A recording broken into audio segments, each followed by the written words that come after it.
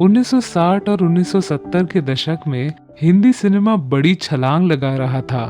तब जवान खूबसूरत एक्टर्स एक्ट्रेसेस ने जितनी मेहनत की थी, लगभग उससे भी ज्यादा मेहनत माँ, भाई, बहन और अन्य किरदार निभाने वाले कलाकारों ने की थी। पर इन लोगों के छोटे छोटे सीन्स को देखकर ये मत समझ जाना कि ये तो सामान्य कलाकार हैं। पर सच्चाई तो ये है कि ये किरदार निभाने वाले कलाकार अपने जमाने के मशहूर लीड एक्टर्स एंड एक्ट्रेसेस थे। जी हाँ, बात हो रही है खूबसूरत और मशहूर एक्ट्रेस वीना कुमारी की। हीरे और मोती की परख कुछ बादशाह और जोड़ियों को ही हुआ करती है। क्या कहना चाहती हो?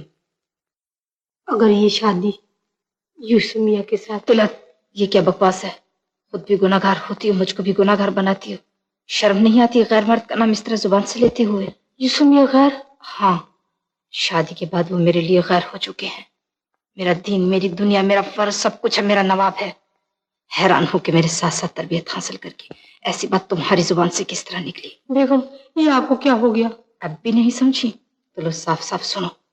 शादी के बाद लड़की अपनी आरज़ू, अपनी उम्मीदें, अपने अजीजों की मोहब्बत सब कुछ मैके में दफन करके आती है। वो ब्याह कराती है और मरकर शौहर के घर से निकलती है। तुम सुबह घर वापस हो जाओ, मुझे अब तुम्हारी कोई जरूरत नहीं है। बीवी? बीवी नहीं, मैं किसी की बेगम हो चुकी हूँ।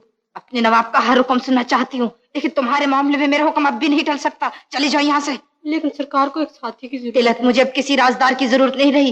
मेरा सबसे बड़ा राजदार ये है। कोई भी लीड एक्ट्रेस का किरदार उनके सहायक किरदार के बिना अधूरा है, और ऐसे किरदार को निभाने के लिए फिल्म मेकर्स एक्टिंग के गहराई को समझने वाले कलाकारों को लेते थे, और वीना उन सभी कलाकारों में से एक थी। वीना उर्फ तजौर सुल्तान का इतिहास बेहद ही दबा हुआ है, पर उनका शुरुआती जीवन आज के पाकिस्तान के बलूचिस्तान में गुजरा था। 4 जुलाई 1926 को बलूचिस्तान के क्वेटा में जन्मी तजौर सुल्तान का फिल्मों में प्रवेश कैसे हुआ, ये कोई नहीं जानता। पर वीना दिखने में बेहद खूबसूरत थी, और उनके मुखड़े को देख लोगों को नसीम बानो की याद आती थी। बता दें कि नसीम बानो जमाने की सबसे खूबसूरत अभिनेत्री थी, और उन्हीं की बेटी सायरा बानो जानी जाती हैं। वीना का फिल्मों में प्रवेश जब हुआ तब नसीम बेहद बड़ी स्टार थी, और हम शक्ल सा चेहरा देख कई सारे फिल्म मेकर्स उन्हें अपनी फिल्म में कास्ट करने लगे। अपनी पहली फिल्म गरीब में ही वीना ने सफलता के सितारे देखे। 1942 की ये एक स्थानिक फिल्म थी। फिर महबूब साहब की फिल्म गवांडी में उन्होंने प्रसिद्ध अभिनेता श्याम के साथ काम किया। इन दोनों फिल्मों के सफलता के बाद नाज़मा, फूल, हुमायूं और राजपूतानी, इन फिल्मों में वीना ने सपोर्टिंग किरदार निभाए। पर पार्टीशन के बाद जहां कुछ लोग भारत छोड़ पाकिस्तान जा रहे थे, तब वीना ने भारत में ही रहने का फैसला लिया, और एक दौर ऐसा भी आया जब इनका ये फैसला सही साबित हुआ, क्योंकि जिस वक्त सपोर्टिंग एक्ट्रेसेस की डिमांड बढ़ने लगी, तब वीना को अभिनय के लिए हर प्रकार के रास्ते खुलने लगे, और अपने सक्षम अभिनय से वीना 30 सालों तक सिनेमा घरों में दिखती रही। छोटी फिल्मों के साथ उनका नाम बड़े फिल्मों के साथ भी जुड़ता रहा, जैसे हलाकू, चलती का नाम गाड़ी, कागज के फूल, ताजमहल, दो रास्ते जैसी महान फिल्में शामिल है। दमदार सपोर्टिंग किरदार के लिए हमेशा वीना का नाम ही सामने आता था, इसलिए तो स्टार कास्ट में उनका नाम हमेशा मुख्य किरदार के नाम के बाद तुरंत दिखता था। कोई काम नहीं करने दिया। क्यों? इसलिए कि मुझे आपकी खिदमत का मौका मिले। लेकिन ये काम आपके करने का नहीं है। जी दुरुस्त है, लेकिन आप तक पहुंचने का कोई और जरिया भी तो नहीं है। 1963 की फिल्म ताजमहल में नूरजहान के किरदार को वीना ने बड़े ही खूबसूरती से निभाया। इसके लिए उन्हें film fair best supporting actress का अवार्ड भी दिया गया।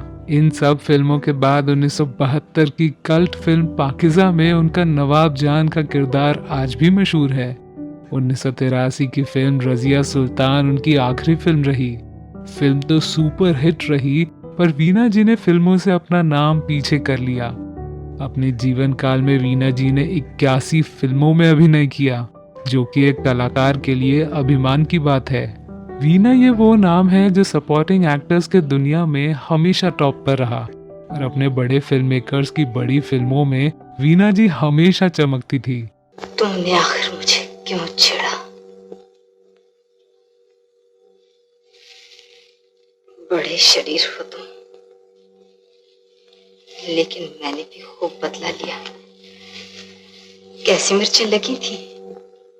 अच्छा, अगर हुजूर अब्बा से कह देती तो, लेकिन कहती क्यों? चाहे के आसिफ हो या करदार साहब, फिल्मों में सफलता पाने के बाद उनके भाई शहजादा इफ्तिखार ने भी फिल्मों में काम करने की इच्छा जताई, पर 2-3 फिल्म प्रोड्यूस करने के बाद वो फिल्मों से दूर हो गए।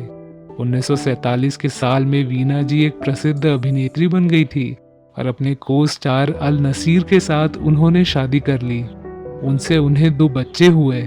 अगर अन्य कलाकारों जैसे वीना जी ने भी भारत छोड़ देने का फैसला लिया होता तो शायद वीना जी को इतनी लोकप्रियता नहीं मिलती। 40 साल तक वीना जी ने अपने असीम मेहनत से लाजवाब किरदार फिल्म जगत को दिए हैं। कल जब ये हमारे घर सेवैयां खाने आएगा तो जरूर हुजूर अब्बा से कहूंगी।